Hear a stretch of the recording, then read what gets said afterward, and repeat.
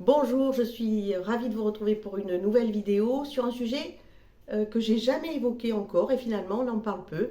J'ai changé d'endroit parce qu'il fait très chaud chez moi, donc sinon je ruisselais. Donc en fait je suis un endroit où on a bien voulu m'accueillir.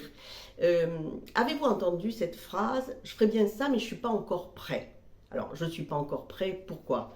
Parce que finalement, encore mon projet n'est pas affiné, ou c'est pas le bon moment, ou euh, qu'est-ce que ça veut dire réellement je ne suis pas encore prêt? Est-ce que c'est pas par hasard notre cerveau qui nous envoie encore une fois un espèce de petit mensonge qui nous arrange bien au fond? C'est peut-être que simplement on a un peu peur. Parce que qu'est-ce qu'on aimerait? On aimerait être sûr que ça va fonctionner et que ça va être une réussite. Parce qu'on a peur de l'échec, on a peur du regard des autres, et on a peur de quoi d'autre? Parce que si ça marche, ça va bouleverser peut-être notre vie. Et finalement, ça fait un peu peur. Donc c'est encore ce cerveau qui envoie ce petit blocage, ce petit mensonge qui finalement nous arrange bien. Mais si on fait rien, on va se retrouver avec peut-être des regrets toute notre vie, que ce soit au niveau professionnel, que ce soit au niveau personnel, que ce soit au niveau religieux, au niveau sportif.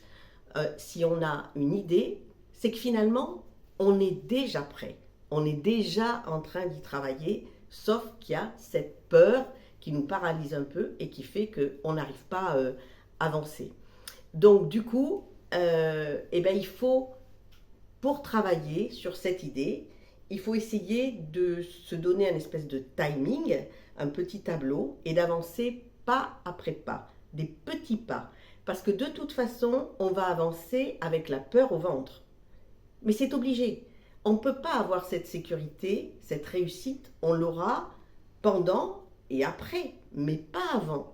Donc au lieu de dire je vais faire ça et ne rien faire, il faut essayer d'avancer, envoyer un mail, passer un coup de fil, prendre un rendez-vous à la banque, prendre un rendez-vous avec un avocat, prendre un rendez-vous avec celui qui s'occupe du fameux trail qui va faire 40 km dans la montagne.